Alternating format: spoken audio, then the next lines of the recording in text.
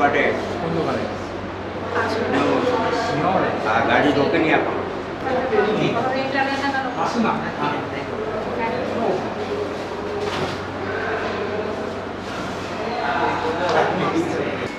আমাদের যে টিম আছে পঞ্চায়েতে, আমাদের এখানে এই জেলাতে আমার মনে হয় আমাদের কিছু আরবান টিম আছে আর কিছু রুরাল টিম আছে, যেখানে খুব মানে খুব প্রাদুর্ভাব হয়, অর্থাৎ যেটা এটাকে স্প্রে করে সেই জায়গায় তো কিছু লোক সঙ্গে বেশি একটা জিনিস লোক পঞ্চায়েত ট্রেনার আছেন, ওনারা এই বিষয় নিয়েই কাজ করেন।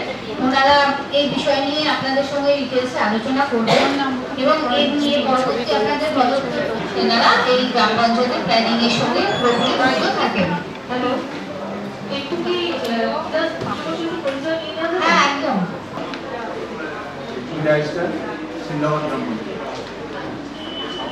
চলো চন্ডী চলো। আমার নাম কারণী দাস।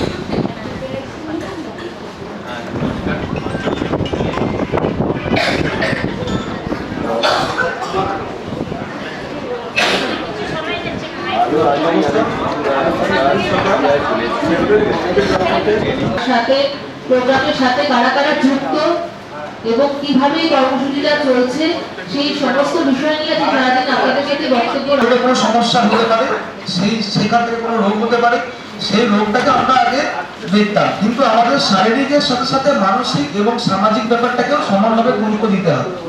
তো আমাদের মন যদি ভালো না থাকে আমাদের কিন্তু অনেক মানে কাজ করতে ইচ্ছা হয় না, অনেক কিছু খারাপ হয়ে যায়, মনের সাথে সাথে শরীরটাও খারাপ হয়ে যায়। এই মানসিক দিক এবং তার সঙ্গে আমরা যে সমাজে বসবাস করছি সেই সামাজিক দিকটাও আমাদের কিন্তু সমানভাবে গুরুত্বপূর্ণ। তো আমরা শারীরিক, মানসিক এবং সামাজিক এই তিনটে জল যাতে জমতে না পারে সেই জায়গাটা দেখতে হবে। আমাদের যে নোংরা আবর্জনাগুলো পড়ে থাকছে সেখানে কিন্তু আমাদের ম্যানেজমেন্ট করতে হবে, তারপরে আমাদের বৃহদাকারে সেই ব্যবস্থা করতে হবে রোগ প্রতিরোধে জানতে হবে। যদি স্বাস্থ্য কর্মসূচি স্থানীয় সংস্কৃতি ও বিশ্বাসকে সম্মান করে তাহলে মানুষ সহজেই গ্রহণ করে। আমরা যদি দেখি সেইখানে মানে কোনো একটা কমিউনিটি সেখানে যে জিনিসটা নিয়ে বিশ্বাস করছে সেইটাকে সম্মান রেখে বা সেটার কথা ভেবে যদি আমাদের কাজ করা হয় তাহলে কিন্তু সেইখানে কাজটা ফ্রুটফুল, হাতে পায়ে বা তার পেটের দিক থেকে সারা কালো ছিটছিট দাগ থাকে, এটা দেখলে কিন্তু খুব ভালোভাবে আমরা চিনতে পারি। তো এইটা কিন্তু ডেঙ্গু ছড়ায়।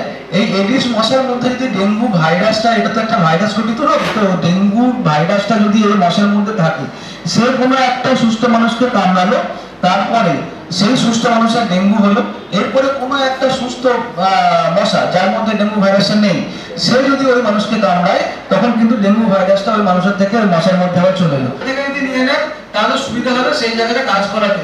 তার কারণ হচ্ছে সেইখানে যদি কোনো ফ্যালসিপেটাম মানে এই ম্যালেরিয়াটা তিন রকম ভাবে হয়, একটা প্লাজমোডিয়াম ভাইরাসের মাধ্যমে, একটা প্লাজমোডিয়াম ফ্যালসিপেটামের মাধ্যমে এবং দুটো যদি থাকে।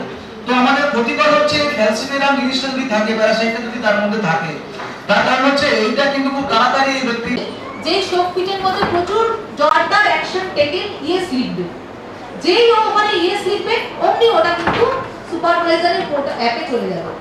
সুপারভাইজার দেখতে পাবে ওর একটা জায়গায় এনভায়রনমেন্টে একটা অ্যাকশন পেন্ডিং আছে। সুপারভাইজার ভিউ মোড করে খুলে দেখে নেবে, অমুক বাড়িতে একটা সোপপিট পাওয়া গেছে, যে সোপপিটে স্প্রে করা দরকার আছে। ওটা আপনারা করতেই পারেন। এই জন্য আপনাদের প্রথম থেকে একটা করা থাকে, যে মাইক্রো প্ল্যান করা থাকে। মাইক্রো প্ল্যানটা কিরকম থাকে, যে কোন বাড়ি থেকে কোন বাড়ি পর্যন্ত কোন লেভেল যাবে সেটা কে যাবে সেটা একটা মাইক্রো প্ল্যান অনুযায়ী